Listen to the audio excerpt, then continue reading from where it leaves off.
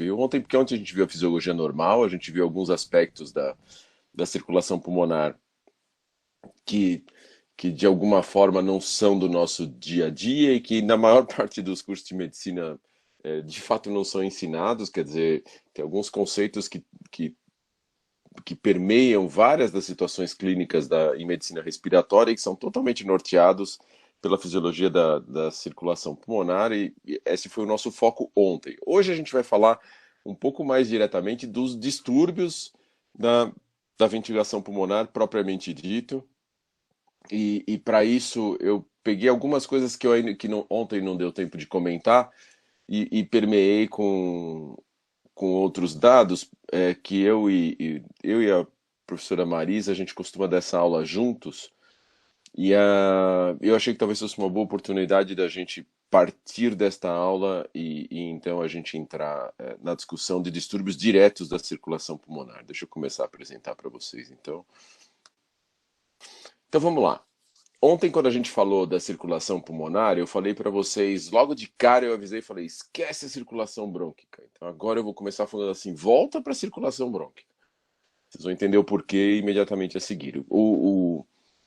Eu, só como ilustrativo, tá aqui o que a gente vê, a circulação brônquica, que pode ser ramo tanto da saída das intercostais, ou pode ser ramos direto da aorta. Então você sai pequenos ramos, está aqui até a ilustração foi para mostrar para vocês por que no transplante a gente não leva junto a circulação brônquica, porque são múltiplos pequenos raminhos. Então é, você de uma forma geral não tem como fazer a anastomose disso. E não tem muito porquê, já que se desenvolveram técnicas que de alguma forma permitem você usar a perfusão do brônquio do receptor, no caso específico que eu citei para vocês, o transplante. Mas então tá aqui, são pequenos ramos que saem da aorta, saem das intercostais e que vão irrigar toda a nossa zona de condução, todo o nosso espaço morto fisiológico.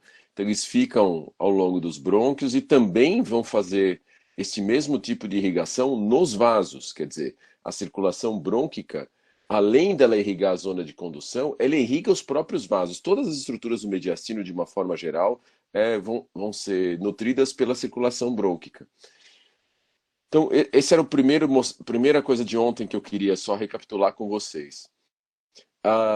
Então, com isso, o que a gente vai ter da circulação brônquica, tá aqui o feixe vásculo brônquico. Dos componentes da circulação pulmonar, a gente tem tudo aqui, né? Quer dizer, a gente tem a artéria pulmonar, a gente tem a circulação brônquica, a gente tem as veias pulmonares aqui drenadas e a gente tem também uma coisa que eu não comentei com vocês ontem, que eram os vasos linfáticos. Eu vou só mostrar como eles aparecem na estrutura histológica do pulmão. Nós não vamos discutir as doenças que acometem particularmente linfático, só mostrar alguns exemplos para vocês, mas assim, a gente vai focar efetivamente na circulação pulmonar propriamente dita, nas artérias pulmonares, mas é importante vocês entenderem que esse componente dos vasos brônquicos, ele vai ser muito relevante para a artéria pulmonar, porque a artéria pulmonar, porque a circulação pulmonar com a circulação brônquica e circulação pulmonar, ela se transforma numa circulação dupla até a periferia. Vai existir pequenas anastomoses entre a circulação brônquica e a circulação pulmonar propriamente dita, lá na frente do pulmão, lá na periferia, indo mais em direção ao lóbulo secundário pulmonar. E isto é o que vai dar características únicas da circulação pulmonar.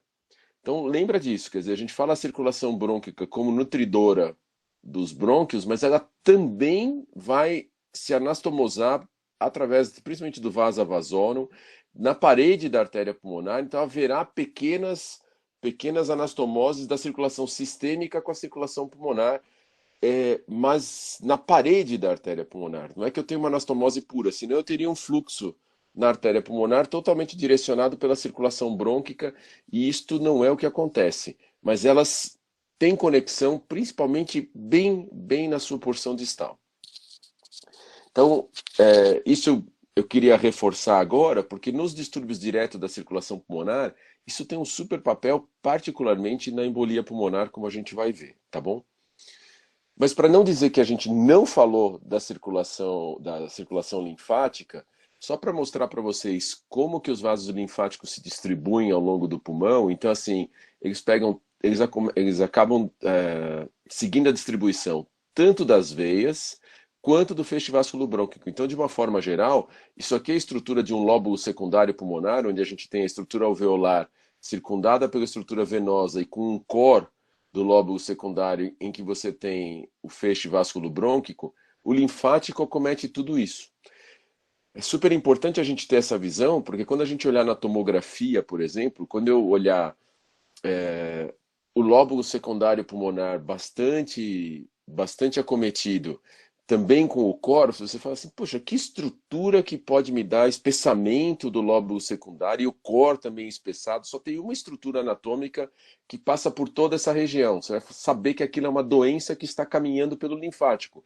Qualquer que seja ela, seja uma doença neoplásica, seja uma doença intersticial pulmonar, ou algum dentro dos grandes causadores aí do que é comumente chamado de fibrose pulmonar. Mas assim, então você saber a distribuição de cada um dos elementos anatômicos permite, ao olhar a imagem, você saber qual deles é que está acometido. Então, saber que o linfático tem essa distribuição permite, numa tomografia, por exemplo, a gente entender se é algo que está acometendo o linfático. Eu falei da neoplasia, mas o edema pulmonar tem como primeiro acometimento o linfático, porque o linfático é a primeira das primeiras estruturas que vai ajudar na remoção de líquido dentro do alvéolo.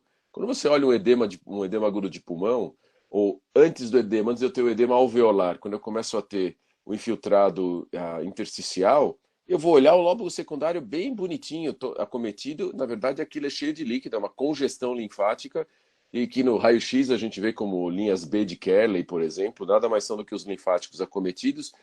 É, é isso, quer dizer, eu sabendo a estrutura anatômica, eu consigo identificar na imagem, eu olhando a imagem, eu sei que estrutura anatômica que está acometida. Então, aqui para mostrar para vocês como é a estrutura linfática permeando o feixe vasculobrônquico. Então, aqui o que a gente tem, o brônquio e a artéria pulmonar, com a estrutura linfática corada ao redor.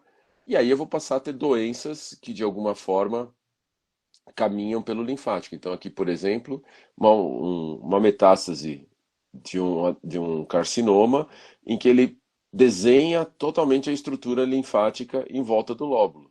Então, o que eu tenho é um monte de infiltrado celular andando tanto no meio do feixe vasculobrônquico quanto por fora dele, permeando toda a estrutura de lóbulo secundário, mostrando que é algo que está caminhando pelo linfático, aqui no caso, um tumor. Mas poderia ser um infiltrado, poderia ser colágeno, poderia ser pegando esta região, poderia ser água fazendo esse mesmo tipo de infiltrado. O que é importante é eu ter a noção de como é a distribuição anatômica do linfático para eu saber se é ele ou não que está acometido.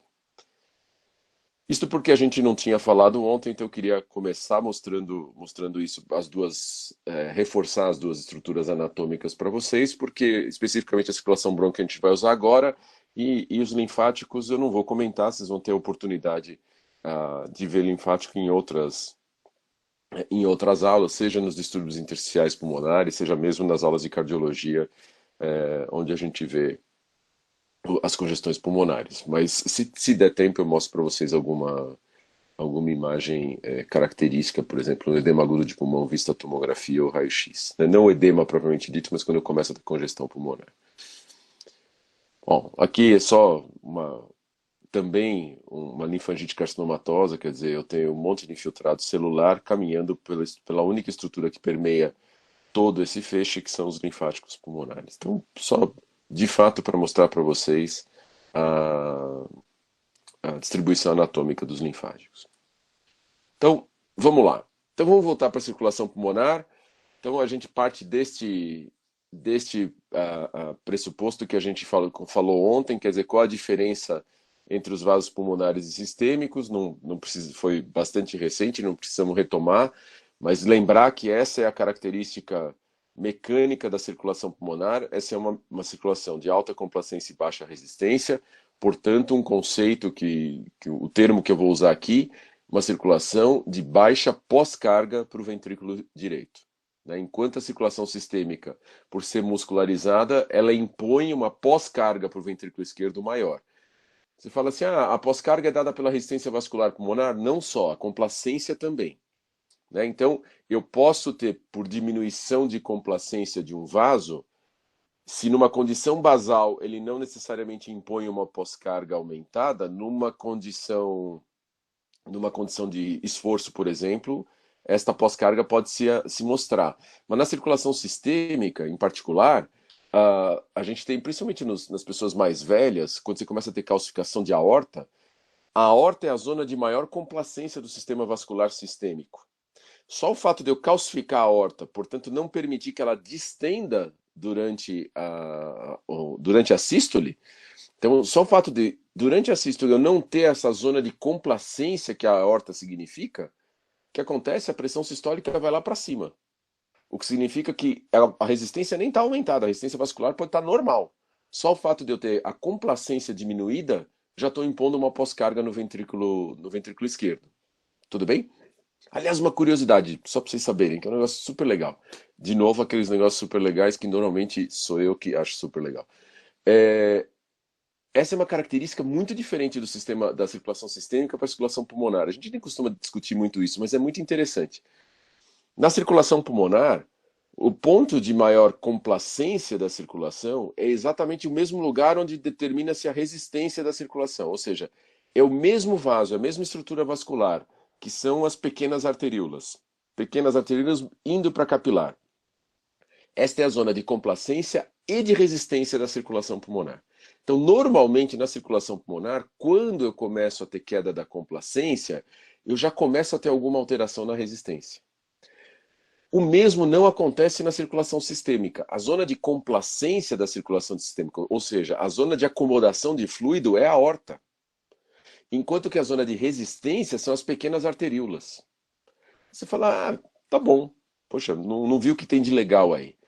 O que tem de legal nisso é que, por exemplo, se a gente for pensar em hipertensão, seja sistêmica ou pulmonar, na circulação sistêmica eu posso ter hipertensão sistólica, por exemplo. Eu posso ter alguém que tem 17/8 de pressão. Quem? Este paciente que eu acabei de citar para vocês que tem calcificação de aorta. Ele, durante a sístole, ele não tem uma complacência adequada para absorver aquele volume sistólico que está sendo ejetado, portanto a pressão sobe. Então a pressão do sistema tem que trabalhar mais alta, senão eu não consigo, o fluxo não vai. Só que a resistência está normal, então a pressão diastólica vai ser absolutamente normal.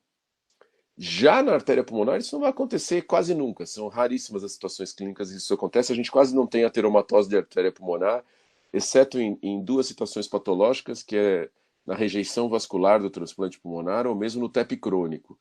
Mas tirando essas duas situações, você não terá isso. Você não terá um gap entre pressão sistólica e diastólica. Porque o ponto mecânico que determina as duas características do vaso está no mesmo lugar. Na circulação sistêmica, não, está em lugares distintos. A complacência e a resistência são determinadas por vasos, não por vasos distintos, mas por regiões anatômicas distintas. Um, toda a aorta, e o outro, a resistência nos pequenos vasos. Só de curiosidade para aqueles de vocês que gostam mais de mecânica. Assim, eu, particularmente, fui fazer pneumologia porque é uma especialidade eminentemente física. E depois fui me especializar em circulação pulmonar, que é eminentemente, a minha linha de pesquisa inteira é em micromecânica vascular, quer dizer, então é muito físico mesmo. O raciocínio acaba sendo a parte do bom de lidar da relação médico-paciente que um clínico tem. Você tem um raciocínio fisiopatológico eminentemente físico. Isso foi uma das coisas que me atraiu para a pneumologia. Então, e só de curiosidade para vocês, eu disse isso recentemente, eu decidi por pneumologia muito cedo na faculdade por causa disso. Foi no segundo ano eu decidi que eu ia para a área respiratória, porque tendo aulas de fisiologia respiratória, eu falei, é isto que eu quero estudar. E no terceiro ano foi onde eu decidi ser clínico, porque eu falei, que eu quero fazer, eu quero ter o lado do paciente, mas quero estudar a fisiologia. Eu consegui juntar essas duas coisas que me dão bastante prazer, mas essa é uma característica que vocês tinham que abordar mais durante os anos iniciais da faculdade de vocês, assim, é ver o que brilha teus olhos desde o primeiro ano. Porque tem algumas coisas que não brilha o olho de quase ninguém. né? Mas quando o brilho de alguém vai por ali, né? Eu brincava isso toda vez que eu pegava o Leninger para estudar bioquímica, eu falava, não é possível que alguém gosta disso. E tem colegas meus de turma que são fisiologistas puros, hoje fisiologistas moleculares, e que já amavam o Leninger, eu não sei se é o mesmo livro que vocês usam, mas já amavam o Leninger àquela época. Então, assim, vê o que brilha teus olhos desde já, eu garanto que isso vai trazer para vocês a noção de que o que você está fazendo não é trabalho, né? Então, depois no futuro. Então, acho que de fato é uma coisa prazerosa. Então, vamos lá, vamos continuar. Então, ontem a gente comentou que a pressão da artéria pulmonar é em torno de um sexto da pressão sistêmica, o que dá uma pressão média de artéria pulmonar, guarda o número 15, né? O valor, na verdade, é 14 mais ou menos 3, mas guarda o número 15 de pressão média de artéria pulmonar. O jeito de calcular a pressão média é igual no sistema cardiovascular, então você pode duas vezes a diastólica mais a sistólica dividido por 3, ou se você quiser chegar matematicamente na mesma coisa, ver a diferença entre sistólica e diastólica, divide por 3 e soma na diastólica. É exatamente a mesma coisa. Mas, de toda forma, a pressão média da artéria pulmonar é em torno de 15, enquanto a pressão média de artéria, na artéria sistêmica é em torno de 90, portanto, um sexto a pressão na circulação pulmonar quando comparado na sistêmica. E por que isso? Porque eu tenho vasos que são mais elásticos, menos musculares, justamente para que o sistema trabalhe em baixa pressão, protegendo a membrana alvéolo capilar, e o que a gente tem de músculo serve, na verdade, para vasoconstrição hipóxica, como eu citei ontem para vocês. Dos distúrbios diretos da circulação pulmonar, o que a gente tem são as doenças obstrutivas, como obstrução mecânica por tromboembolismo pulmonar, são alterações hemodinâmicas que a gente vê que podem ser por aumento de pressão hidrostática, por aumento de permeabilidade, levando a edema, ou ainda alterações estruturais inflamatórias que levam tanto à obliteração vascular, como na hipertensão pulmonar, quanto às inflamações perivasculares, como nas vasculites. As vasculites são um capítulo à parte dentro dos distúrbios da circulação pulmonar, que são mais vistos tanto com as doenças reumatológicas quanto com as doenças inflamatórias pulmonares, principalmente as doenças intersticiais pulmonares. Então a gente não vai tratar disso agora, porque vocês terão focos específicos, têm aula específica para isso. Assim como o edema, fica muito mais fácil da gente estudar o edema quando a gente está estudando as câmaras esquerdas, portanto o edema pulmonar acaba sendo visto dentro do módulo de cardiologia. Então hoje o que vai ser foco da nossa discussão é principalmente o tromboembolismo pulmonar e a hipertensão pulmonar, que são dois extremos, porque aqui eu tenho a terceira causa de óbito cardiovascular mais frequente do mundo, que é o TEP, ele só perde para infarto e AVC, então é uma doença extremamente prevalente, enquanto na hipertensão pulmonar eu tenho uma condição mais rara, a depender da forma de hipertensão pulmonar, é uma doença eminentemente rara. Se eu tiver uma hipertensão arterial pulmonar, que é uma doença eminentemente do vaso pulmonar, esta é uma forma rara de hipertensão pulmonar. Se eu pensar em hipertensão pulmonar de outras causas, como o secundário à doença cardíaca esquerda, por exemplo, é muito mais frequente, mas ainda assim não tão frequente. Até no máximo 2% da população pode apresentar algum aumento de pressão no sistema vascular pulmonar. Mas a gente tem situações que são relativamente extremas, então tem algo muito prevalente e algo nem tão prevalente, é o que a gente vai estudar hoje. Então, para começar com a embolia, eu adoro esse slide, porque dá uma olhada nisto que a gente vai ler aqui. Ao processo de desprendimento de fragmentos maiores ou menores de um trombo, seu transporte pela corrente sanguínea até impactação em vasos distantes, eu dei o nome de embolia. É fantástico. Assim, isso foi o Virchow que fez. O Virchow era um patologista. Assim, ele descreveu o processo inteiro. O que eu acho mais. Eu falo que tem alguns livros da medicina que a gente tinha que ler só para imaginar assim. A gente hoje usa conceitos de embolia como sendo tão corriqueiros, e você imaginar o cara gerando esse conceito, né? Um outro livro muito interessante, vocês pegaram o livro do Fleming, chama Penicilinas. Assim, e ele começa a primeira linha do livro dele, assim. Eu descobri a penicilina. É fantástico o cara poder escrever isso num livro, algo que mudou a realidade da medicina em seguida. Mas o que eu gosto do Virchow é que tudo que o Virchow descreveu em 1859 é ainda a base de tudo que a gente faz em embolia. E eu vou mostrar isso para vocês. Porque o Virchow não só mostrou, não só descreveu que a embolia pulmonar era um processo à distância de um processo local, que é o tromboembolismo, que é a trombose venosa. Então, e a primeira coisa é mostrar isso, que a embolia nada mais é do que um espectro da mesma doença da trombose venosa. No caso, a trombose venosa profunda. Quer dizer, do trombo que se forma nas pernas, desprende-se um fragmento que vai impactar a distância. Ele descreveu esse processo inteiro, né? Então já começa por aí, mostrar que não é uma doença diferente, só é um espectro da trombose venosa. Então, quando a gente fala em tromboembolismo pulmonar, na verdade, a gente está falando de tromboembolismo venoso, e a embolia pulmonar nada mais é do que uma manifestação à distância desta doença chamada tromboembolismo venoso, tá?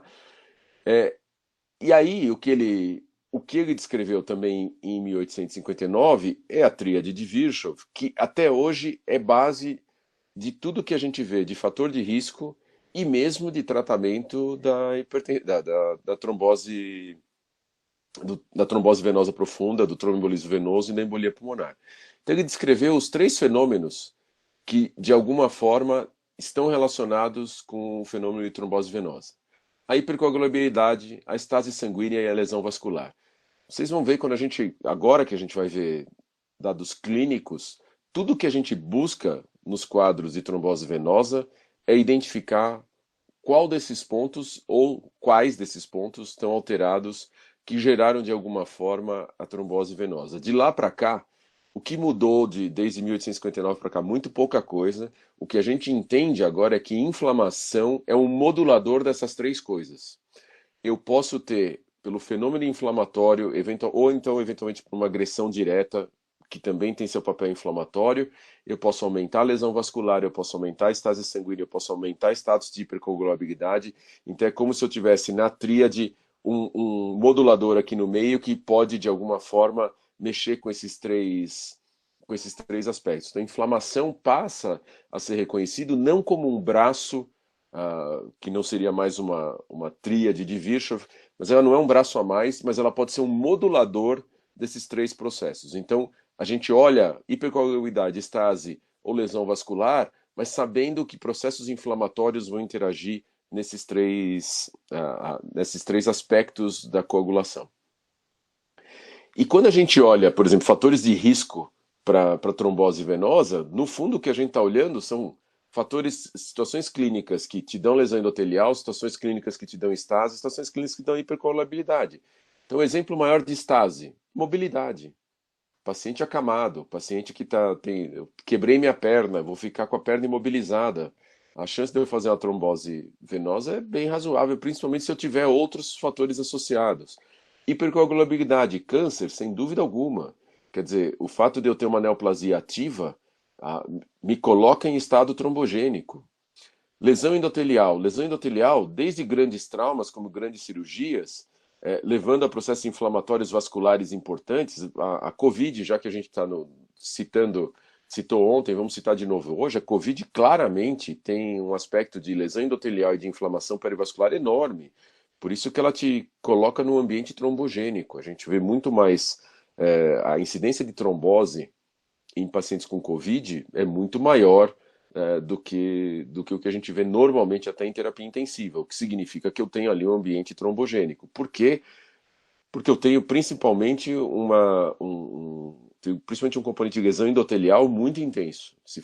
Quando você olha o anátomo patológico, necrópsia de pacientes que faleceram em virtude da Covid, o componente de lesão endotelial chama bastante atenção, tá? Então, sempre quando a gente pensar em fator de risco para trombose venosa, no fundo eu tenho que pensar que situações clínicas me dão a um dos braços da tríade de Virchow. Então eu tenho que, se eu souber a tríade de Virchow, eu sei quais são as situações clínicas que vão efetivamente aumentar o risco de eu ter uma trombose venosa. E lembrar que a maior parte dos êmbolos vem das veias profundas da perna. Tá? Então, a gente tem muito menos eventos de trombose local no pulmão, isso também existe, mas a maior parte dos eventos pulmonares que a gente for olhar são oriundos das veias profundas da perna. Então, isso também tem como conceito. Então, isso para mostrar os aspectos das obstruções vasculares só para vocês. Então vamos lá. Ó, então a maior parte dos trombos vão se originar efetivamente da panturrilha, né? Então assim, das veias profundas dos membros inferiores.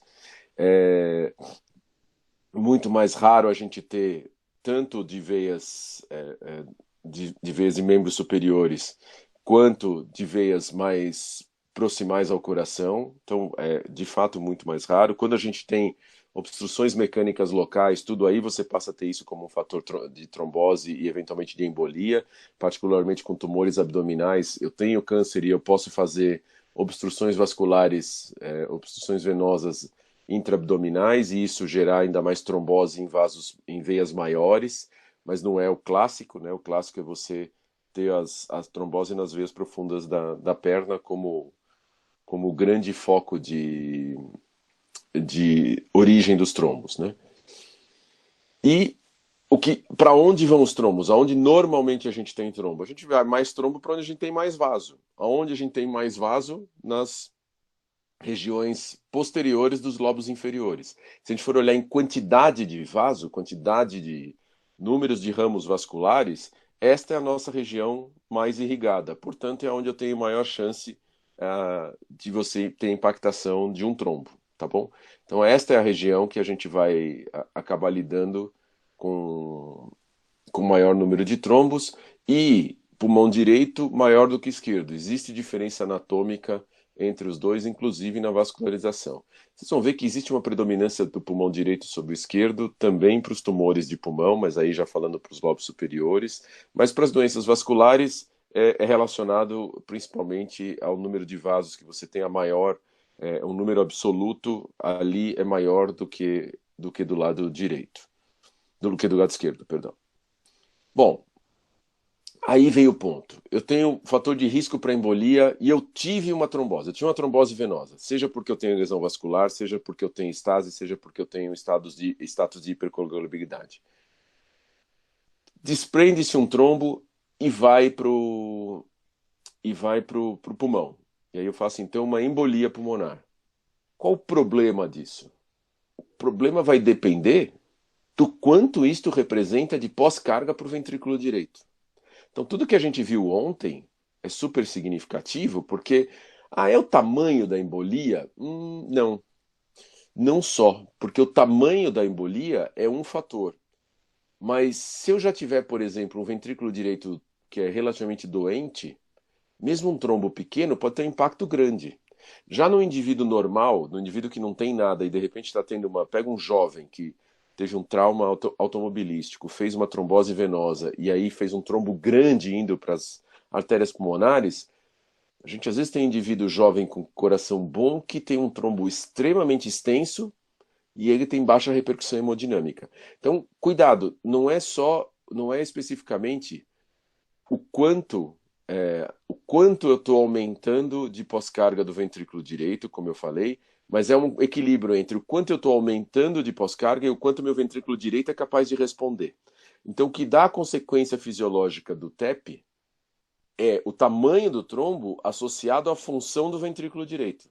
Então, é o aumento da pós-carga e a resposta ventricular.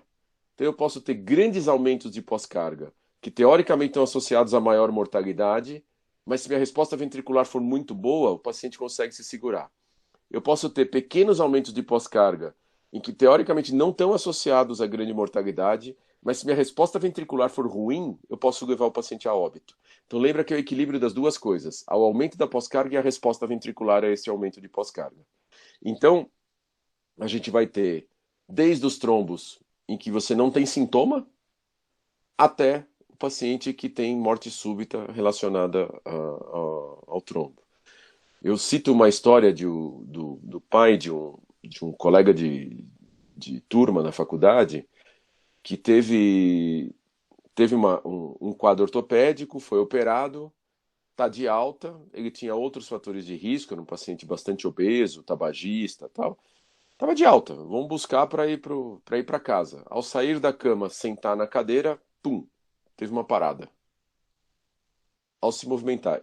Isso é clássico na literatura médica de uma embolia pulmonar. O que ele fez? Ele tinha uma trombose venosa quando mobilizou, não tinha sido feita profilaxia adequada para trombose venosa durante o procedimento cirúrgico. Isto ainda é uma realidade no Brasil e no mundo, em que você, sabendo que o indivíduo vai estar sujeito à estase, você não faz profilaxia adequada para evitar a trombose. O indivíduo tem a trombose, você mobiliza e solta um trombo que vai se impactar na artéria pulmonar e podendo levar ao óbito. No caso dele, levou de fato ao óbito, ele parou ali, foi reanimado, mas não voltou. E isto que eu estou usando como exemplo para vocês é algo que de fato acontece com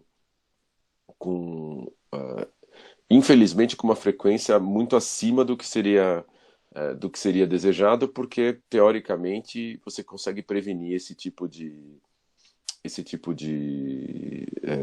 acometimento, né?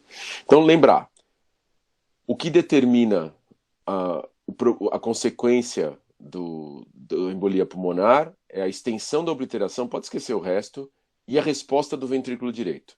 Porque o equilíbrio é entre o que eu imponho de pós-carga ao ventrículo direito e como ele responde. Eu vou mostrar isso para vocês em seguida. Mas só para mostrar para vocês alguns exemplos de patologia de infarto, então a gente tem os infartos normalmente vão ter esse aspecto mais em cunha. E por que eles têm o aspecto em cunha? Porque é o território vascular nutrido por aquela artéria pulmonar. Mas uma característica do infarto é que ele é sempre hemorrágico. Diferente de infartos isquêmicos que a gente vai ter em outros órgãos, aqui vai ser sempre hemorrágico. Por que o infarto é sempre hemorrágico na circulação? O infarto da artéria pulmonar é sempre hemorrágico. Exatamente isso, por causa do sangue que vem das artérias brônquicas. Então, lembra que eu falei para vocês que elas se anastomosam lá na frente? Se elas se anastomosam lá na frente em algum ponto, olha o que acontece. Primeiro, na embolia pulmonar, não necessariamente eu tenho infarto pulmonar. Eu vou ter infarto numa porcentagem de doentes. Por quê? Porque a hora que eu vou obstruir meu vaso pulmonar, eu tenho de alguma forma uma nutrição até a periferia do pulmão vindo pelas artérias brônquicas.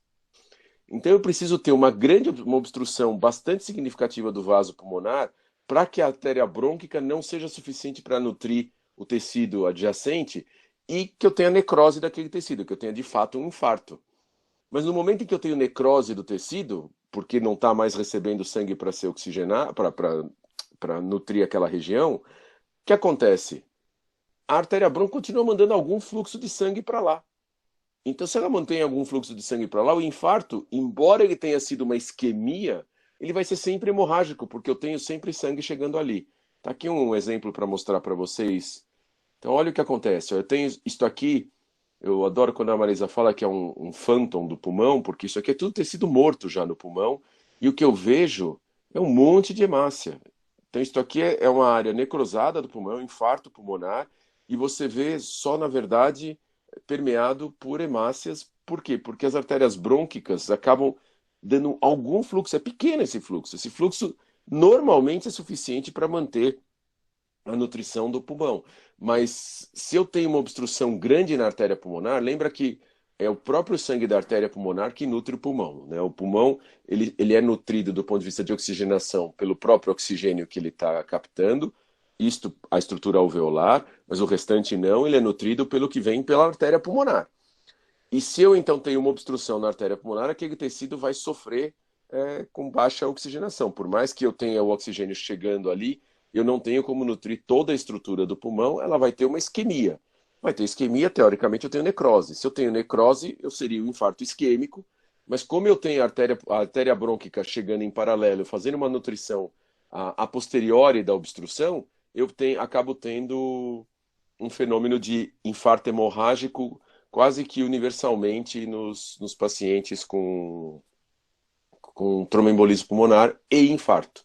A maior parte dos tromboembolismos pulmonares não dá infarto, mas quando eu tiver tromboembolismo pulmonar a ponto de dar um infarto, este infarto acaba tendo característica hemorrágica por causa da circulação brônquica, tá bom? Só para vocês guardarem isso porque é uma característica muito peculiar do pulmão. Por isso que eu forcei a circulação brônquica, né? De falar de circulação brônquica. Aqui para mostrar para vocês o que é o tamanho de um TEP, como é um TEP proximal. Veja, isso aqui é uma grande artéria pulmonar e aqui o tamanho do trombo hemático na artéria pulmonar. Isso aqui é um achado de autópsia, quer dizer, quando você olha o grande vaso, você vê a obstrução aqui. E aqui está a causa de óbito desse indivíduo. Quer dizer, eu tenho uma obstrução quase total da artéria pulmonar, o que leva a um colapso hemodinâmico significativo. Tá? Assim como eu posso ter, lá eu mostrei para vocês uma obstrução de grandes vasos, eu posso ter obstrução de pequenos vasos, como a gente tem aqui, a gente tem obliteração com trombo hemático de pequenos vasos, mas é também muito dando uma extensão muito grande. Veja, tanto faz. Né? Aqui vem o conceito de área de secção transversal. Se eu pegar meu braço, então aqui é a traqueia e aqui os brônquios fontes, direito e esquerdo. Tá? Se eu faço a secção transversal da traqueia, eu tenho um determinado raio. Ela divide em dois, o fluxo está dividindo em dois. Só que quando eu pego o raio do brônquio-fonte direito e somo com o raio. Se eu pego a área do brônquio-fonte direito e a área do brônquio-fonte esquerdo, a soma das duas áreas dá maior do que a soma da traqueia. Portanto, a área de secção transversal desta região, que é a soma das duas áreas, ela é maior que a área da traqueia para o mesmo fluxo. Portanto, a resistência aqui é menor do que na traqueia. O mesmo vai acontecendo no pulmão até lá na frente. A área do bronquíolo terminal, se eu somar a área de secção transversal, a área de cada bronquíolo, porque o fluxo foi dividindo, à medida que eu bifurco ou trifurco, eu estou dividindo o fluxo por ali. Então o fluxo está diminuindo, está sendo dividido sempre na metade ou um terço, mas a área está aumentando a cada ramificação, a soma das áreas. Então a área de secção transversal aumenta à medida que a gente caminha no pulmão. Tudo bem? Então, do ponto de vista prático, a resistência está diminuindo à medida que a gente está caminhando até o bronquíolo terminal, porque eu estou aumentando a área de secção transversal, uma vez que eu estou. Então eu vou rápido. Então, assim, veja, eu só estou dividindo. Como eu estou dividindo o fluxo, o fato de eu aparentemente diminuir o raio não faz diferença, porque a soma das áreas daquela região sempre é maior do que a região originária. Então, se eu não tivesse diminuindo o fluxo, não. Se eu não tivesse diminuindo o fluxo, claramente o bronquíolo terminal seria a zona de maior resistência, porque se eu passo todo o fluxo da traqueia por ele, ali é um ponto de maior resistência. No nosso sistema respiratório, é a laringe o principal via de resistência. Então, quer dizer, o ponto de maior resistência das vias aéreas como um todo é a laringe, tá bom? Se eu tirar a laringe, obviamente vira a traqueia, mas a laringe é por onde você tem o maior estreitamento da passagem do ar e todo o fluxo passando por ele, tá bom? Então isso só para a gente lembrar. Por que eu estou falando isso aqui? Porque não importa eu falar, é um trombo de pequenos vasos. O que importa, na verdade, para eu saber o quanto isso impõe de pós-carga, é qual a área de secção transversal que está obstruída. Tudo bem? Então, dependendo, mesmo que eu esteja só trombos em pequenos vasos, se eu tiver uma grande quantidade de pequenos vasos, eu estou obstruindo uma grande área de secção transversal. Por que isso é tão relevante de eu falar para vocês? Porque para eu ter uma repercussão hemodinâmica, vamos imaginar um ventrículo normal, tá? Esquece agora o ventrículo doente. Imaginando o ventrículo normal, o que acontece se eu fizer uma pneumonectomia? Se eu tiro um pulmão inteiro, significa que eu dobro o fluxo para um pulmão só. Veja, eu certamente aumentei resistência aqui, certo? Porque eu tirei metade da minha área de secção transversal vascular. Isso aumenta a pressão no sistema vascular pulmonar? Não. A gente tem uma grande reserva de complacência no sistema vascular pulmonar para isso não aumentar a pressão. Então veja, numa situação normal, eu tiro um pulmão inteiro e a pressão do sistema vascular continua baixa. Eu tirar um pulmão inteiro não é equivalente a obstruir um pulmão inteiro? É equivalente a obstruir um pulmão inteiro. E olha só o tamanho da reserva pulmonar. Então veja, eu preciso ter uma obstrução maior do que 50% dos vasos para ter uma repercussão hemodinâmica muito significativa. Entendeu? Então, para eu ter, de novo, com ventrículo normal, né? Porque lembra que eu falei para vocês, eu posso ter uma obstrução pequena, mas se o ventrículo não tem uma boa capacidade de resposta, eu vou falir. É a gotinha que transbordou o copo. O copo já era ruim, né? Já estava meio cheio, porque o ventrículo já é meio doente. Então aí eu tenho um trombo em cima, é a chance que eu tenho de ter uma repercussão hemodinâmica grande. Mas para um ventrículo normal, eu preciso ter uma grande obstrução vascular. Tudo isso para mostrar porque mesmo, veja, este caso aqui que eu estou mostrando para vocês, tem um monte de pequenos vasos fechados, mas este monte é tão monte que gera uma obstrução de uma grande área de secção transversal, portanto, então o que eu só estava mostrando aqui é que mesmo eu tenho vasos pequenos acometidos, é tanto que é tamanha a área de secção transversal que impôs uma pós-carga enorme para o ventrículo e levou ao óbito desse paciente. Diferente do caso anterior, em que eu tinha este grau de acometimento, mas às custas de uma obstrução mais central, tá bom? Então vamos voltar aqui e aí a gente entra na parte clínica da embolia. Esse aqui é só um outro caso mostrando, isso aqui é a dissecção da artéria pulmonar principal, dá uma olhada, onde você vê um trombo hemático. Quando a gente vai olhar, se der tempo eu vou mostrar para vocês como é um trombo crônico, né, na hipertensão pulmonar tromboembólica crônica, que é completamente diferente disso aqui. Isso aqui é um trombo hemático, né, como se fosse uma morcija, né, é uma salsicha de sangue. E diferente de um trombo crônico, que é uma fibrose intravascular. Daí, de novo, fazendo uma cunha, um infarto em cunha, hemorrágico, tá vendo? Então eu tenho um trombo bastante extenso, chegou a infartar uma área do pulmão, e esse infarto, por causa da circulação brônquica, é um infarto hemorrágico, tá? Então vamos lá. A gente viu a fisiopatologia da embolia, quer dizer, o trombo acontecendo por um problema na tríade de Virchow, se desprendendo e indo dar impacto no pulmão.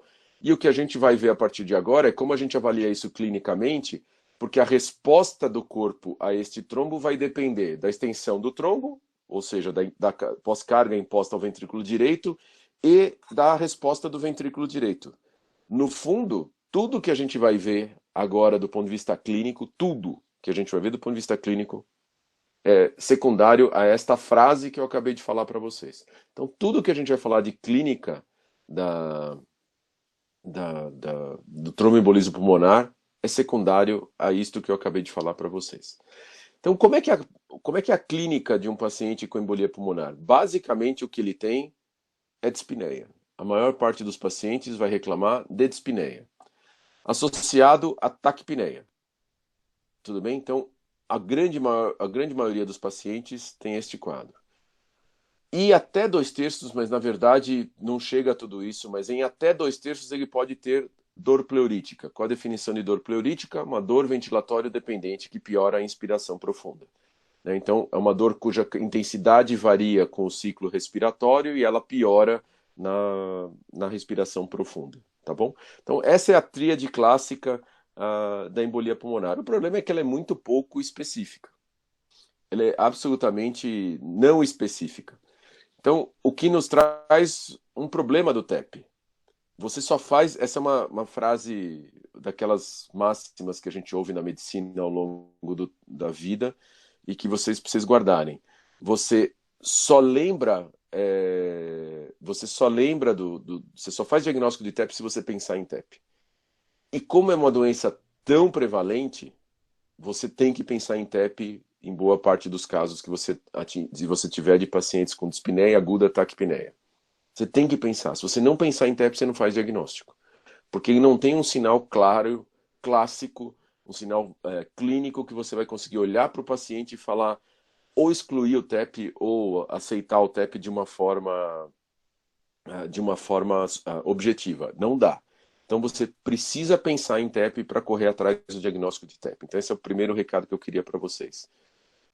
A gente, quando frente a um paciente que eu estou vendo com dispneia e eu quero pensar em TEP, a gente tenta calcular uma probabilidade clínica daquilo ser embolia pulmonar. Então a gente usa um score de probabilidade clínica.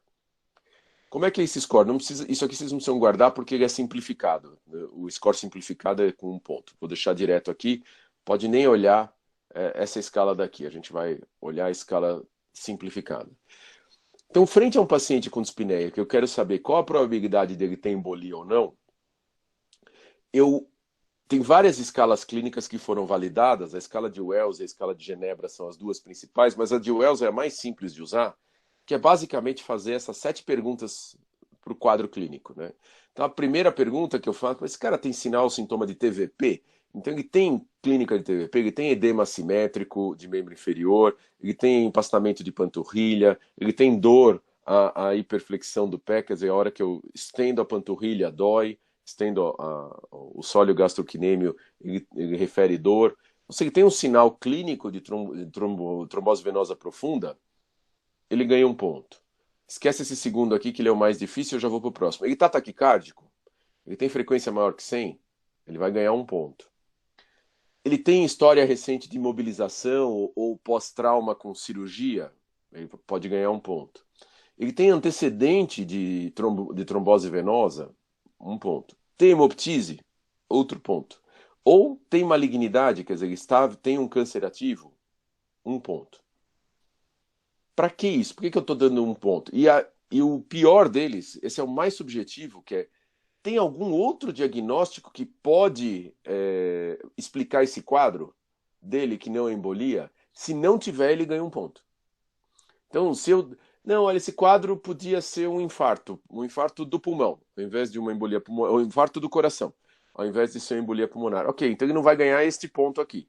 Mas não, putz, o quadro não quer que seja um infarto, eu não tenho nenhuma outra coisa, minha primeira hipótese é TEP mesmo. Bom, se tua primeira hipótese é TEP, ele ganha um ponto só por causa disso. Mas esse aqui é o mais subjetivo de todos. Os outros são perguntas mais objetivas. O que essa escala visa fazer? Ela visa mostrar se você tem baixo risco ou não. No fundo, ela não é uma escala que quanto maior o risco, eu mais acerto no diagnóstico de embolia. Ela é uma escala que quanto menor o número de pontos, mais fácil é para eu descartar o diagnóstico de embolia. Então, cuidado, embora ela seja uma escala de probabilidade clínica, o que eu estou mirando com essa escala é afastar o diagnóstico de embolia. Tá? Então, baseado na escala de probabilidade clínica, a gente vai dividir o paciente em dois níveis, em três níveis ou dois níveis, dependendo da escala que eu usar, se eu usar a escala simplificada ou não. Hoje, o que a gente usa é o score em dois níveis, usando a escala simplificada. Se eu tiver mais do que um ponto, ou seja, maior ou igual a 2, nesta escala simplificada, então de todos esses pontos que eu tenho aqui, se eu tiver mais do que um, eu não sou mais baixo risco. Ou seja, se eu responder sim para qualquer uma dessas, para duas dessas perguntas, eu não sou mais considerado paciente de baixo risco. Tá claro? Então, esta é uma escala que visa ver quem são os pacientes de baixo risco de TEP. Para ser baixo risco de TEP, eu posso ter no máximo um ponto. Se eu tiver mais do que um ponto, eu não sou mais baixo risco. E por que isso é tão relevante? Porque olhando a probabilidade clínica, em 2006 foi quando esse estudo foi feito e até hoje ele é a base do que a gente usa do score, do guideline de embolia pulmonar. Então eu vou olhar se o paciente, desculpa gente, mas pronto. Eu vou olhar se o paciente é baixo risco ou não baixo risco. Aqui está o score de 4 porque não está a escala simplificada, mas na verdade o score é maior ou igual a 2 ou o score é 0 ou 1. Se o paciente tiver no máximo um ponto, ele é baixo risco. E se ele é baixo risco, eu vou investigar a embolia dosando no sangue dedímero. Dedímero, para quem não lembra, deixa eu ver se eu tenho. Eu não estou com a imagem do dedímero aqui, mas ele é um produto da degradação da fibrina. Então, no momento em que eu tenho uma embolia e eu tenho um trombo ali, eu tenho uma trombose venosa, o meu corpo imediatamente tenta dissolver esse trombo. Se ele tenta dissolver o trombo, ele ativa imediatamente a cascata de fibrinólise. Então ele tenta dissolver esse trombo ativando a cascata de fibrinólise. Um dos produtos de degradação de fibrina é o dedímero ou dímero D. No paciente de baixo risco, eu doso no sangue um dímero D. Tem vários trabalhos mostrando que o dímero D nos pacientes de baixo risco, ele tem uma excepcional sensibilidade. Então, se eu tiver um dímero D negativo, este paciente não tem embolia de pulmão. No paciente de baixo risco. Então, por que a probabilidade clínica é importante? Porque olhando a probabilidade clínica, se eu não tenho mais do que um ponto, então se eu não tenho sinal de TVP, não tenho malignidade, não tenho hemoptise, não estou taquicárdico, não estava imobilizado, Não tem um outro diagnóstico mais provável. Faltou um. Faltou um. Eu falei, faltou um. Qual que eu não. Ah, e não tem histórico de TVP prévio. Então, se eu não tenho nenhum desses, eu tenho uma baixa probabilidade clínica. Ou se eu tenho só um deles, uma baixa probabilidade clínica. No exame de sangue, dosei, deu negativo, afastei a embolia pulmonar. Ponto. Não, qual a chance de eu ter embolia pulmonar nesse caso? É menor do que 1,5% a 2%. Então, isso é suficientemente bom para eu ficar tranquilo. Já no paciente que tem um risco clínico aumentado, o Dimer-D sozinho não é uma boa ferramenta. Ou nos pacientes em que o Dimer-D, ao invés de vir negativo, veio positivo, quer dizer, eu tenho um baixo risco clínico, mas eu dosei o Dimer-D e o Dimer-D veio positivo. Ou seja, minha cascata de fibrinólise está alterada, está ativada. Veja, talvez eu tenha mesmo um trombo aí, deixa eu investigar. Como é que eu investigo? Com a angiotomografia. Então, o Dimer-D equivale a aumentar o risco de ter trombose. Então, no fundo, eu pego um paciente e eu vejo o risco clínico. Se o risco clínico não é baixo, eu já vou direto para a angiotomografia. Se o risco clínico é baixo, eu vou para o Dimer-D. Se o Dimer-D não é baixo, é porque meu risco clínico laboratorial não é mais baixo. Eu vou de novo para a angiotomografia. Se a angiotomografia for negativa, afastei a embolia pulmonar. Afastei quanto? 1,5% de chance ainda de ser. Mas é o melhor exame para você fazer diagnóstico de embolia pulmonar. Você tem uma razoável segurança para você, com a angiotomografia negativa, você afastar a embolia. Obviamente, se a angiotomografia for positiva, você fez diagnóstico de embolia. Então, tá claro isso para vocês? Assim, o que faz o score clínico? O score clínico tenta identificar os pacientes de baixo risco. Aí eu adiciono um score laboratorial. Se o score laboratorial continuar negativo, é porque eu tenho de fato muito baixo risco de ter embolia pulmonar, eu não vou fazer mais nada. Se o score clínico ou laboratorial forem positivos, ou seja, eu não sou baixo risco, eu tenho algum risco aumentado de ser embolia, a angiotomografia é o exame de escolha para a gente fazer o diagnóstico. Tudo bem? Então tá aqui a angiotomografia. Então tá aqui a tomografia de tórax, aqui a aorta, aqui a artéria interlobar descendente e com uma falha de enchimento aqui. Então a tomografia é de fato o melhor exame para você fazer esse tipo de diagnóstico. Então eu tenho os vasos sendo perfundidos, eu tenho um brônquio aqui do lado, mostrando que de fato isso aqui é uma artéria pulmonar, porque ela está sempre do lado do brônquio, e aqui está obstruído, mostrando, portanto, que é uma embolia pulmonar. Neste paciente aqui, eu tenho uma área de infiltrado em cunha, num paciente que tem embolia, isso aqui é um infarto pulmonar. De novo, se eu biopsiasse isso aqui, obviamente não é o que a gente faz, mas como seria isto? Hemorrágico. Seria hemorrágico por causa da circulação brônquica. Só para usar a repetição como ferramenta didática para vocês guardarem que o infarto pulmonar é sempre hemorrágico, tá? Então, tá aqui outros exemplos. Aqui são vasos muito menores. De novo, a artéria com o brônquio do lado, com obstrução vascular, com imagem de obstrução vascular, tá bom? E aqui um vaso totalmente obliterado. Na verdade, até eu uso isso aqui um dado, porque isso aqui é uma impactação mucóide que simula bem o vaso com os dois vasos do lado, mas a obstrução, quando você tem obstrução vascular, o que você tem é exatamente essa imagem quando a obstrução é total, mas eu não vou entrar no detalhe aqui da discussão da imagem com vocês, mas aqui quando a gente muda a janela nesta imagem para ver para ver um pouco mais da janela de pulmão, o que você não consegue ver aqui do lado é justamente o brônquio. Por isso aquela história de olhar sempre o brônquio do lado da artéria é super importante também no diagnóstico da embolia pulmonar. Mas eu não vou entrar nesses detalhes agora, a gente pode ver isso depois se a gente ficar vendo exame de imagem. Aqui é uma técnica de imagem mais recente que ainda não está disponível em todo universalmente, que nada mais é do que uma angiotomografia, mas numa técnica de dupla energia. Quer dizer, eu tenho no tomógrafo dois emissores diferentes que vão usar cargas distintas ao mesmo tempo, quer dizer, fazendo o corte ao mesmo tempo, isso me dá uma resolução temporoespacial no tomógrafo muito boa, permite que a gente veja não só os vasos, como aqui a artéria pulmonar, a, a, a artéria pulmonar direita com um trombo no seu interior, mas eu consigo também fazer um mapa de perfusão. Isso aqui é a distribuição de iodo no parênquima. Então eu vejo aqui, ó, dá uma olhada, uma falha de perfusão em cunha, então, significando que este trombo, na verdade, eu devo ter trombo mais distal aqui, está de fato levando à hipoperfusão desta região. Então, no fundo, você consegue não só ver a obstrução, como funcionalmente ver qual território pulmonar está acometido por aquela obstrução vascular. Tá?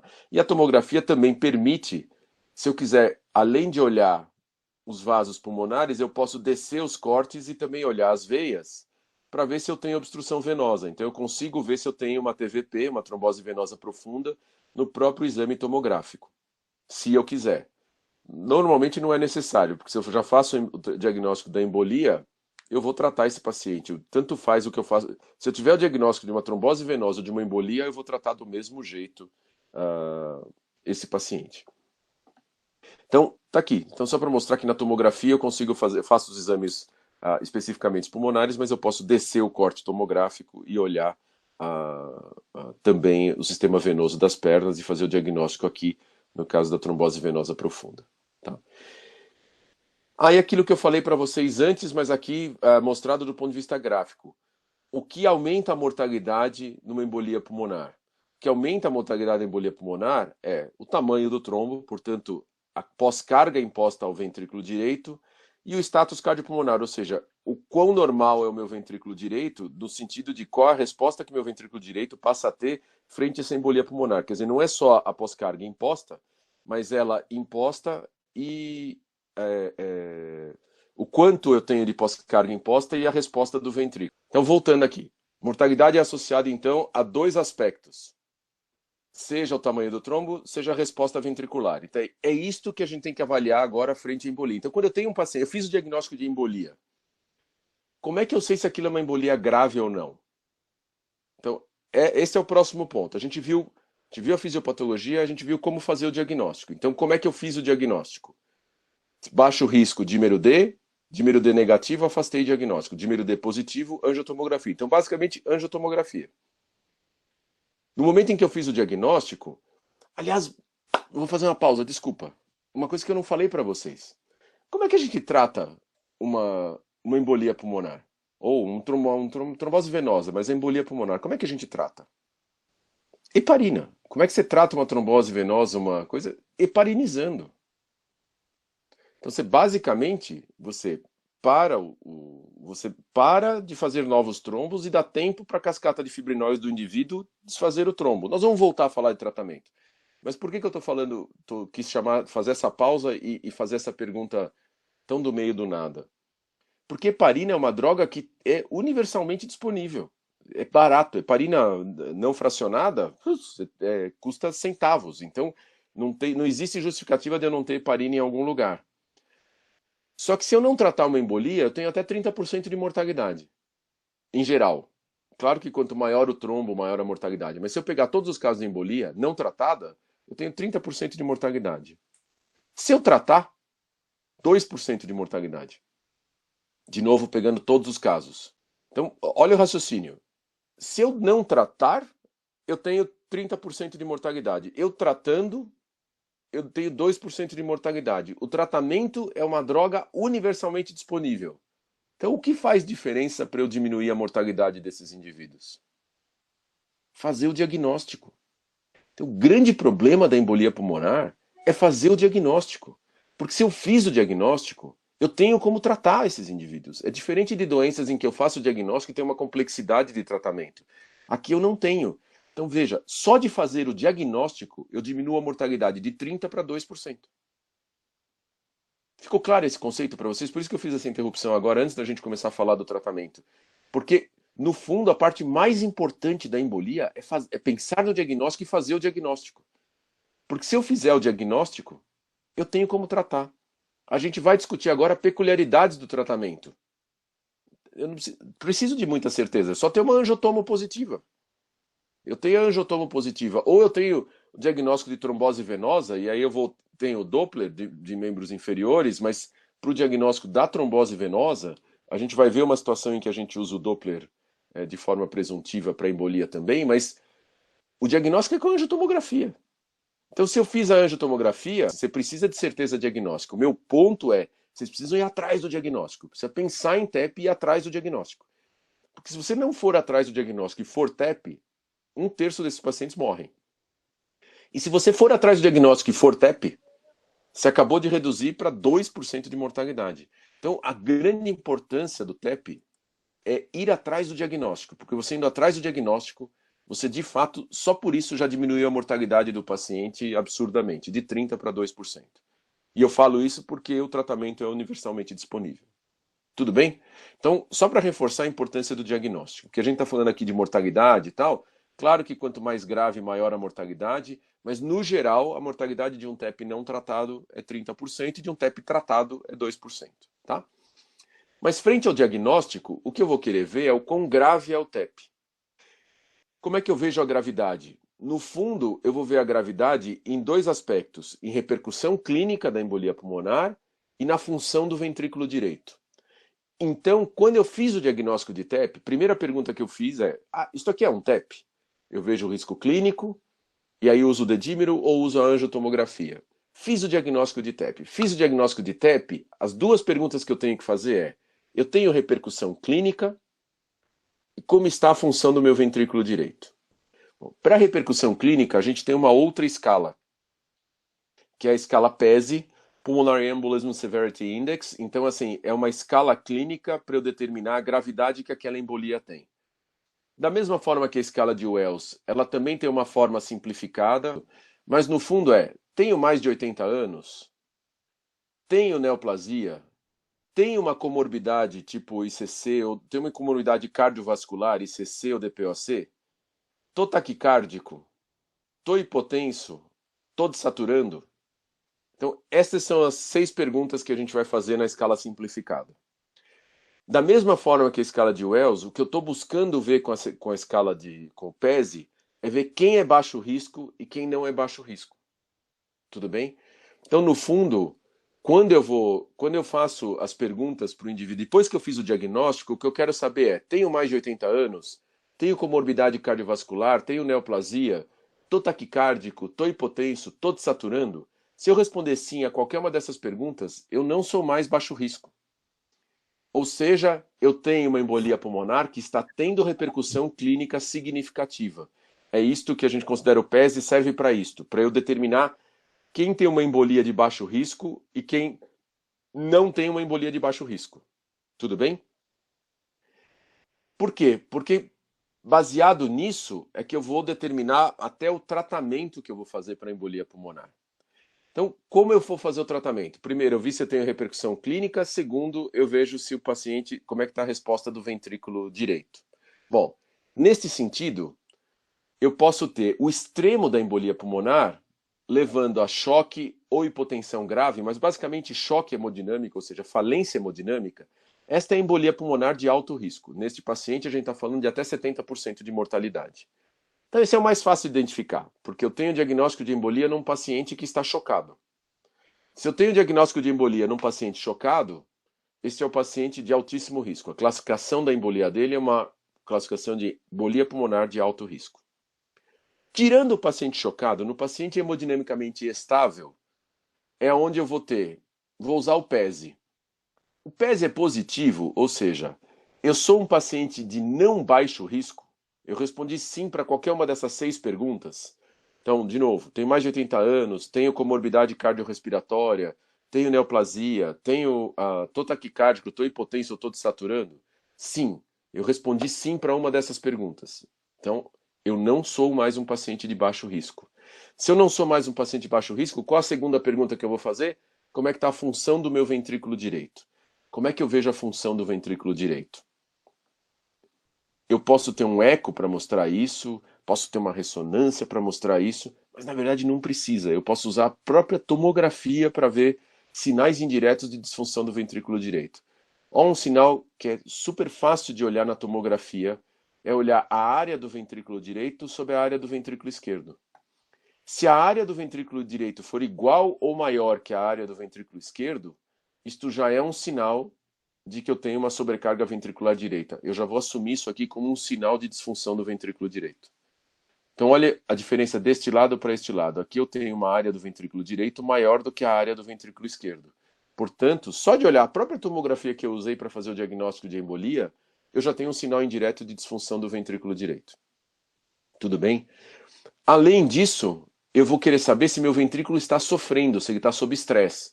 Então, ó, eu tenho um sinal de imagem sugerindo disfunção e eu quero saber se ele está sob estresse. Como é que eu vou fazer isso? Usando marcadores sanguíneos, tipo BNP e troponina. O peptídeo natriurético do tipo B ele é produzido quando eu estiro a fibra miocárdica, então ele é um marcador de estresse em cima da fibra miocárdica. E a troponina é um marcador indireto de isquemia de fibra miocárdica. Então, se eu tenho BNP ou troponina aumentados, vai dar para mim o seguinte: então, se eu tenho um sinal de disfunção de ventrículo direito e tenho sinal de estresse na parede, seja por isquemia, seja porque eu estou estirando a fibra, esse é um paciente de risco maior do que aqueles que não têm. Essa tabelinha resume o que eu estou querendo mostrar para vocês. Então, eu tenho embolia pulmonar. Deixa eu pôr a tabela inteira. E aí fica mais fácil. Eu tenho embolia pulmonar. Já fiz o diagnóstico. Meu PESI, eu estou hemodinamicamente estável, quer dizer, eu não estou chocado, eu já saí desta coluna aqui. Meu PESI é negativo, quer dizer, eu tenho um PESI que eu tenho um risco clínico baixo, tenho um risco clínico baixo. Então eu já sou baixo risco, por definição.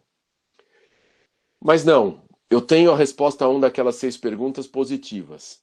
Bom, então minha próxima pergunta é saber como está meu ventrículo direito. Meu ventrículo direito tem sinal de disfunção? Eu olho a tomografia.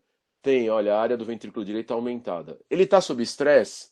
Está sob estresse. Só o fato de eu já não ser baixo risco e não estar chocado, eu já sou um risco intermediário. Se meu ventrículo tiver sob estresse, tiver disfuncionante, é um intermediário alto. Se meu ventrículo não tiver sob estresse, ele é um intermediário baixo. Então, se a clínica não tem repercussão, eu sou baixo risco. Se eu tenho choque, eu sou alto risco. Na ausência desses dois extremos, eu já sou risco intermediário.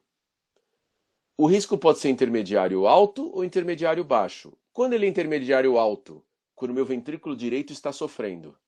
Quando eu não tiver um sinal claro de disfunção de ventrículo direito, quer dizer, eu tenho repercussão clínica, mas não tenho disfunção de ventrículo direito, esse é o intermediário baixo. Tudo bem? É assim que a gente estratifica a gravidade da embolia. Tá? E por que a gente faz isso? A gente faz isso porque o tratamento da embolia vai depender de qual a minha gravidade da embolia. Então, para o paciente que está chocado, se eu tenho um paciente chocado, ele é de alto risco. Então, se ele é de alto risco, o tratamento vai ser depois eu vou falar de tratamento, que é o que vai aparecer aqui embaixo para todos. Vamos começar com o paciente que está hemodinamicamente estável. Então, se o paciente está hemodinamicamente estável e não está chocado, eu vou olhar o risco clínico. O risco clínico desse indivíduo é aumentado, ou seja, ele não é baixo risco. Então, ele já é risco intermediário. Se ele é risco intermediário, como está meu ventrículo direito? Meu ventrículo direito está sofrendo, está sob estresse? Sim, então ele é intermediário alto. Meu ventrículo não está sofrendo, não está sob estresse, mas eu tenho alguma repercussão clínica, então ele é o intermediário baixo. Agora não, eu olhei o indivíduo que não tem repercussão clínica, ele é um baixo risco. E isto vai determinar totalmente o tratamento que a gente vai fazer. Por quê? No paciente que tem alto risco, no paciente que tem risco iminente de morte, esse é um paciente em que talvez eu não tenha tempo para talvez eu não tenha tempo para deixar a minha cascata de fibrinólise começar a desfazer esse trombo, porque isso pode demorar semanas. Então, nesse indivíduo, ele está em falência hemodinâmica. Este é o cara que eu vou tentar desfazer o trombo. Aí sim eu vou dar trombolítico. Por quê? Porque meu sistema está falido. Você fala assim, mas poxa, se eu tenho trombolítico, por que eu não dou para os outros? Porque o trombolítico aumenta em 10 vezes o risco de sangramento do sistema nervoso central. 10 vezes. Se o risco de sangramento do sistema nervoso central para um paciente grave em heparina é 0,2%, eu aumento para 2% o risco de sangramento do sistema nervoso central. E é uma catástrofe, porque daí, em geral, é um sangramento muito significativo. Então, eu não tenho evidência de uso de trombolítico, não tenho evidência forte em nenhuma situação que não no paciente de alto risco. Aqui é onde o risco-benefício do trombolítico é positivo, no sentido de eu tenho um benefício maior do que o risco, porque o risco de morte desse indivíduo é muito alto. Então vale a pena eu dar uma substância que vai dissolver o trombo às custas de um risco de sangramento muito maior. Mas só nesse caso. Então daí a importância de você estratificar a embolia. Então no alto risco é onde eu uso a trombolítico. Nos demais eu vou usar heparina. Aí você fala assim, mas então para que eu preciso estratificar? Porque o paciente de risco intermediário alto é o paciente que tem mais risco de mudar e ter instabilidade hemodinâmica nas próximas 72 horas. Então esse é o indivíduo que eu vou colocar na UTI. Esse é o indivíduo que a hora que eu estratifiquei o risco eu vou colocar ele na UTI sob monitorização. Porque ele tem chance, principalmente nos próximos 3 dias, de evoluir com instabilidade hemodinâmica. E se ele evoluir com instabilidade hemodinâmica, eu vou fazer trombolítico nele. Você fala, mas professor, por que eu já não faço trombolítico nele? Tentaram fazer, já neste risco intermediário alto. E o resultado é muito. Eu que particularmente gosto de usar trombolítico e embolia pulmonar, é, até tinha uma tendência maior a usar no paciente com risco intermediário alto. Os trabalhos mais recentes não têm dado suporte a isso de forma rotineira. Então é muito individualizado a gente usar trombolítico num paciente de risco intermediário alto. De uma forma geral, você só está autorizado no alto risco. Mas esse cara tem grande chance de evoluir para alto risco, então você deixa ele na UTI. Já o risco intermediário baixo, você não precisa deixá-lo na UTI, mas você vai deixar internado. Você vai observar esse paciente em regime de enfermaria.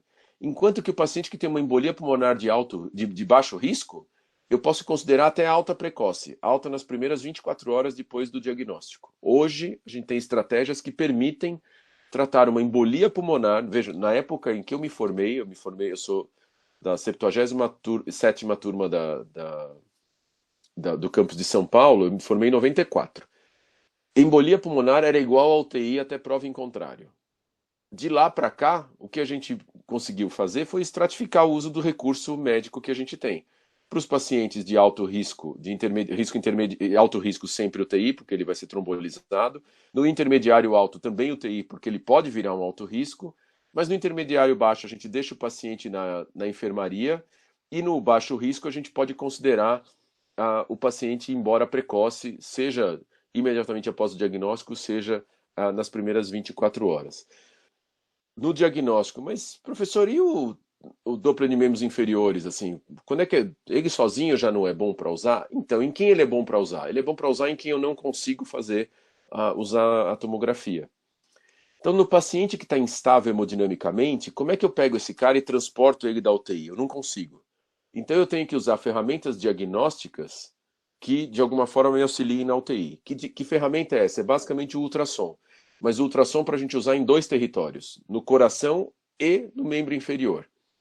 Então, para o paciente que está instável hemodinamicamente, é onde aquele algoritmo diagnóstico não vai servir. A gente vai fazer diagnóstico real ou presuntivo. O que é o real? Se eu tenho um paciente que está instabilizando, ou ele não precisa ser nem o alto risco, ele pode ser um intermediário alto, mas que eu já não considero seguro o transporte para tomografia, por exemplo. Eu faço um Doppler de membros inferiores. Se eu achar uma trombose venosa profunda, eu vou assumir que aquela tendência à instabilidade ou que os. Aqui eu não vou estar classificado como intermediário alto porque ele está instável. Vamos pegar uma situação em que eu não classifiquei o indivíduo ainda. Eu tenho um indivíduo que está instável hemodinamicamente, que teve uma piora súbita, ele teve uma piora de saturação e de dispneia súbita. Eu não sei o que aconteceu. Ele pode estar infartando, ele pode estar fazendo uma embolia pulmonar. Então, eu não consegui seguir o algoritmo diagnóstico, portanto, eu não consegui estratificar o indivíduo desta forma. Eu sei que é um indivíduo de alto risco porque eu tenho uma instabilidade hemodinâmica. Então vamos falar sem ter o diagnóstico de embolia, que é a situação que a gente queria simular aqui. Eu faço um Doppler de membros inferiores. Se deu positivo, eu vou assumir que aquele quadro agudo é de embolia pulmonar, dando repercussão hemodinâmica. Eu vou assumir, mas eu não fiz diagnóstico. Ah, eu quero aumentar a minha chance de que o diagnóstico seja aquele. Eu faço o eco. Se o eco mostra sinais de disfunção de ventrículo direito, eu vou assumir que aquilo é uma embolia e eu vou tratar. Eu posso estar errado? Posso. Poderia já ter uma disfunção de ventrículo direito em indivíduo prévia, que não necessariamente está relacionada àquela descompensação aguda, por exemplo. Ou eu tenho algum grau de hipertensão pulmonar. Eu assumo, então vai ser um diagnóstico presuntivo. Mas veja, eu estou falando de uma situação que, se for TEP, é 30% de mortalidade. Então eu assumo esses riscos. Então o Doppler de membros inferiores ele tem um super papel para a gente, mas o eco também tem. Porque se eu não tiver o Doppler de membros inferiores, mas tenho como fazer o eco, o que é meio um contrassenso é que, em geral, as equipes de UTI estão treinadas para fazer o Doppler de membros inferiores e não necessariamente estão treinadas para fazer o eco e não necessariamente estão treinadas para fazer o Doppler de membros inferiores. Faz parte da formação do intensivista também tentar fazer o Doppler de membros, aprender a fazer o Doppler de membros inferiores, mas ainda não é a realidade do país. Do país e do mundo, ouso dizer. Mas se eu tiver um paciente que teve uma descompensação súbita, com hipoxemia, importante, tá taquicárdico, tá taquipneico, eu olho o eco e tenho sinais de disfunção de ventrículo direito, tendendo à presença de hipertensão pulmonar, que quadro dá isso agudamente? Tenho vários quadros que dão, mas se eu pegar 10, 7 a 8 vezes será uma embolia pulmonar. Eu trato. Trato, inclusive, na presença de estabilidade hemodinâmica com trombolítico, mas é um diagnóstico presuntivo. Então eu tenho que saber que eu estou assumindo um risco de dar trombolítico num paciente que eu não tenho certeza absoluta que eu tenho TEP. Professor Rogério, desculpe interromper um pouquinho, mas acho que é uma dúvida que acaba gerando muito entre os alunos. É assim, se a gente está num local com pouco recurso, por exemplo, uma UPA, e a gente está lidando com a suspeita de tromboembolismo, o que a gente pode tentar ver ou que a gente pode começar a tentar tratar antes de encaminhar para um centro especializado? Eu estou numa UPA e tenho a suspeita de uma embolia pulmonar. Você, os sinais que a gente pode ter no eletro de sobrecarga aguda direita, o S1, Q3, T3, quer dizer, eu olhar os sinais que sugerem a disfunção a ventricular direita aguda, isso infelizmente é pouco frequente de você achar. O raio-x vai te ajudar pouco, a não ser que você veja uma imagem de infarto pulmonar em cunha, ou uma oligemia, ou seja, você não vê vaso só numa região. Infelizmente, embora o raio-x seja alterado na embolia em mais de 70% dos casos, as alterações são inespecíficas, exceto quando você acha sinal de infarto ou oligemia também numa região que seja como se fosse um território vascular. Então você vai ter uma dificuldade enorme. Na verdade, você precisa encaminhar esse paciente para um serviço que tenha tomografia de referência, tá bom? Você não vai, se você, o que você pode fazer se a tua suspeita clínica de embolia foi para alto risco, assim, é errado eu dar a primeira dose de heparina para esse paciente? Não. Se ele tem fator de risco e clínica compatível e você está mandando com esse diagnóstico, você fazer uma primeira dose de heparina, você não está aumentando o risco de sangramento de forma significativa. E, de novo, o que nós estamos fazendo aqui é adaptando o que a gente tem o que a gente tem ao mais próximo possível do ideal. O certo, a resposta de livro é: não faça nada, encaminhe esse paciente para referência. Num sistema de baixo acesso a exames diagnósticos, não está errado você fazer a primeira dose e encaminhar o paciente. Tá bom? Não está errado. O que não significa que esteja certo. Deixando isso super claro, porque isto é adaptar à nossa realidade a ausência de serviços de referência. Está melhorando, mas nos grandes centros você basicamente tem tomógrafo em praticamente qualquer pronto-socorro de médio porte, o que já é um avanço absurdo. A gente sabe que não é a realidade para vários lugares, particularmente o interior de São Paulo é muito melhor do que o interior do país, mas tem várias cidades de grande porte em que você tem vários pronto-socorros sem tomografia ainda, e aí você é obrigado a adaptar isso. O adaptar significa usar risco-benefício, né? Quer dizer, e só para mostrar para vocês como é a adaptação, veja, na própria CLS, você tem as indicações de trombolítico durante a parada, que eu estou querendo com aquele trombolítico? É pegar o infarto? Não, é pegar as duas coisas. Eu usar o trombolítico na parada, eu estou pensando em pegar o infarto do miocárdio e a embolia pulmonar. Então, o que é aquilo? Adaptar a ausência de recurso. Quer dizer, eu não tenho como fazer nenhum diagnóstico na parada, eu posso considerar ou não o uso de trombolítico a depender da evolução do paciente. Eu posso considerar, nada mais é do que risco-benefício na ausência de recursos ou na ausência de situação clínica que te permita usar o recurso que você precisa. Tá bom? Dúvidas de embolia? Eu tenho mais uma. Fala, se puder falar um pouquinho, e o filtro de veia cava, que é uma dúvida frequente também que surge. Quando que a gente pode usar num tromboembolismo pulmonar? Filtro de veia cava a gente praticamente não usa mais. A gente só usa filtro de veia cava em quem você não pode manter heparinizado. Então, se eu sei que a maior parte dos trombos vem da perna, eu uso heparina para todo mundo, mas se eu não puder heparinizar porque o paciente está tendo sangramento por qualquer motivo, vou imaginar que eu tenho um paciente que teve um AVC hemorrágico e fez uma embolia pela estase porque ele ficou acamado. Eu não vou ter como heparinizar esse cara. Eu ponho um filtro de veia cava para não deixar fazer mais embolia. Ou o paciente que continua fazendo embolia apesar da anticoagulação. Então, o paciente em que os métodos de anticoagulação têm sido ineficazes, ele está tendo nova trombose, em paciente com neoplasia isso acontece, ele tem um ambiente trombogênico tal que você acaba tendo que... ele acaba não respondendo necessariamente bem à anticoagulação, você pode usar filtro de veia cava. Então, o filtro de veia cava é quando eu não consigo anticoagular ou quando a anticoagulação está sendo inefetiva para evitar novos embolias. Tá bom?